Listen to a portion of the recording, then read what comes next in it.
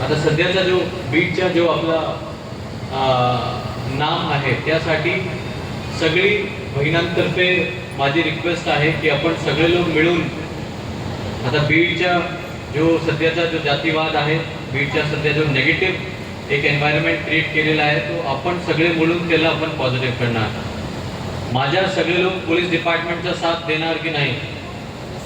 आवाज येत नाही, मला वाटतं नाही देणार। साथ देणार की नाही? साथ देणार की नाही?